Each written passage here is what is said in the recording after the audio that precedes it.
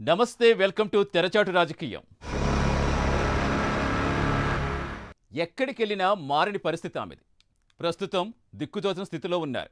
తాజా ఓటమి తర్వాత మౌనంగానే ఉన్నారు. పార్టీ ఘోర పరాభవానికి ఆమెనే కారణమని పార్టీ నేతలు ఫిర్యాదులు చేస్తున్నారు. మొదటిసారిగా పోటీ చేసి ఓటమి చవి చూశారు. తండ్రి పేరు వాడుకున్నా పని జరగలేదు. తల్లి వేడుకున్నా ఓట్లు పడలేదు. ప్రస్తుతం నైరాశ్యంలో ఉన్నారు. ఇప్పుడు రాబోయే తండ్రి జయంతి వాడుకొనున్నారా? ఇంతకీ టేకాప్ అవుతారా?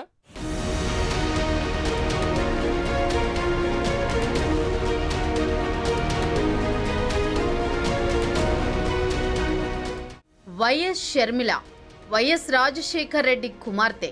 తండ్రి ఉన్నప్పుడు తండ్రి చాటు బిడ్డగానే ఉంది. తండ్రి మరణానంతరం అన్న జగన్ కోసం పాటుపడింది. అన్న సీఎం అయిన తర్వాత ఆర్థికపరమైన విభేదాలు పడుచూపాయి. దీంతో సొంతంగా పార్టీ పెట్టింది. అది కూడా తెలంగాణలో. నేను తెలంగాణ కోడలిని అని ఆశీర్వదించమని అడిగింది. కానీ తెలంగాణలో తనకి ఆదరణ లేదని చాలా ఆలస్యంగా తెలుసుకుంది. తన పార్టీని కాంగ్రెస్ పార్టీలో విలీనం చేసింది. కాంగ్రెస్ పెద్దలు రాజశేఖర్ రెడ్డి బిడ్డగా గుర్తించి ఏపీ కాంగ్రెస్ పార్టీ అధ్యక్షురాలిగా నియమించారు. ఆమె వలన ఏమన్నా పార్టీ పైకి లేస్తుందేమో అని ప్రయోగం చేసింది. అయినా ఫలితం కనబడలేదు. రాజన్న బిడ్డను నన్ను ఆశీర్వదించమంది. ఏపీ ప్రజలు మాత్రం అసలు పట్టించుకోలేదు. ఒక పక్క జనసేనాని పవన్ కళ్యాణ్ చొరవతో టీడీపీ కూడా ఎన్డీఏలో చేరింది. దీంతో కూటమి సునామీకి వైసీపీ అతలాకుతలమైంది. ఇక కాంగ్రెస్ పరిస్థితి అంతే, ఏమీ మారలేదు. షర్మిల వలన పెద్దగా ఒరిగిందేమీ లేదు. స్వయానా తనే ఓటమి చెందింది. సొంత గడ్డ కడప గడపలో ఘోర పరాజయం మూటగట్టుకుంది. పైగా తన వల్లే పార్టీ ఘోర ఓటమి చెందిందని పార్టీలోని సీనియర్లు అధినాయకత్వానికి ఫిర్యాదులు కూడా చేశారు.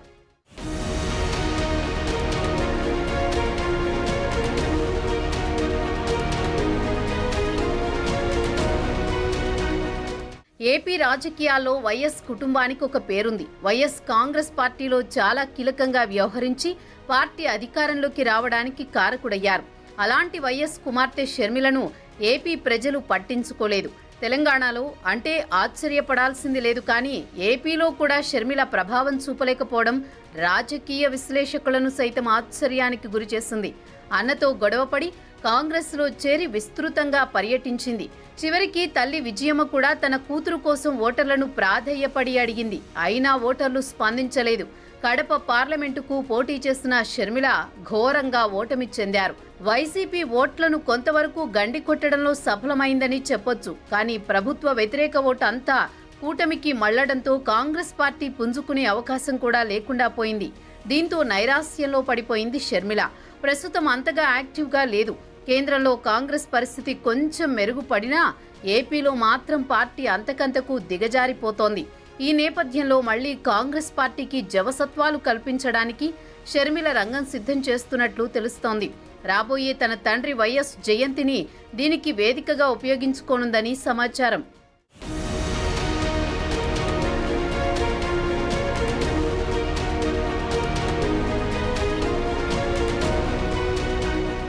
జూలై 8 దివంగత ముఖ్యమంత్రి వైఎస్ రాజశేఖర్ రెడ్డి 75వ జయంతి.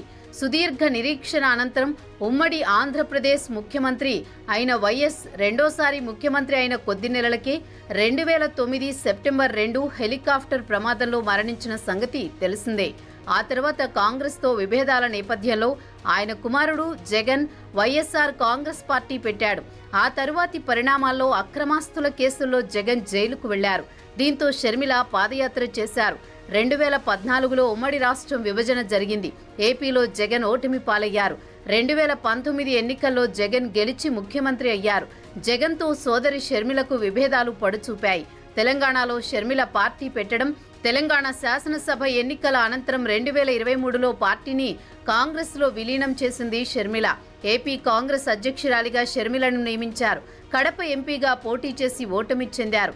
జగన్ పార్టీ ఘోర పరాజయం కావడం జరిగింది. ఇదంతా కాలగమనంలో జరిగిపోయింది.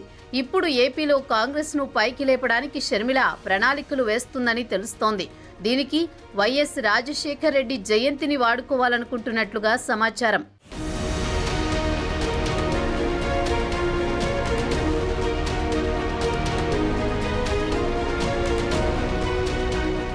ఈ నెల 8న వైఎస్ జయంతి నేపథ్యంలో వైఎస్ షర్మిల విజయవాడలో పెద్ద ఎత్తున జయంతి కార్యక్రమం తలపెట్టింది. దీనికి ఏఐసీసీ అగ్రనేత రాహుల్ గాంధీ, కాంగ్రెస్ అధ్యక్షుడు మల్లికార్జున ఖర్గే, తెలంగాణ ముఖ్యమంత్రి రేవంత్ రెడ్డి, ఉప ముఖ్యమంత్రి భట్టి విక్రమార్క, మంత్రులు పొన్నం ప్రభాకర్, దామోదర రాజనరసింహలను ఆహ్వానించింది. ఇక కర్ణాటక ఉప ముఖ్యమంత్రి డీకే శివకుమార్ను స్వయంగా కలిసి వేడుకలకు ఆహ్వానించింది. ఈ నేపథ్యంలో అసలు షర్మిల వ్యూహం ఏంటి? ఎన్నికల్లో ఓటమితో సొంత సోదరుడు నిరుత్సాహంగా ఉన్న పరిస్థితుల్లో షర్మిల ఏ ఆలోచనతో ఈ కార్యక్రమం చేస్తుంది అన్న చర్చ రాజకీయ వర్గాల్లో నడుస్తోంది. ఏపీలో చంద్రబాబు ఎలాగూ షర్మిలకు సాయం చేసే పరిస్థితి ఉండదు. ఏపీలో ఎన్డీఏ కూటమి అధికారంలో ఉంది. ఇప్పట్లో అక్కడ కాంగ్రెస్ వచ్చే పరిస్థితి లేదు. మరి షర్మిల హడావుడి ఇప్పుడు ఎందుకు అన్న చర్చ నడుస్తోంది. ఇక షర్మిల ఆహ్వానించిన వారిలో ఎంతమంది ప్రముఖులు వస్తారన్నది కూడా అంతుచిక్కని ప్రశ్నగానే ఉంది. చూడాలి మరి ఏపీలో కాంగ్రెస్ను గట్టెక్కించడానికి వైఎస్ జయంతి ఎంతవరకు ఉపయోగపడనుందో.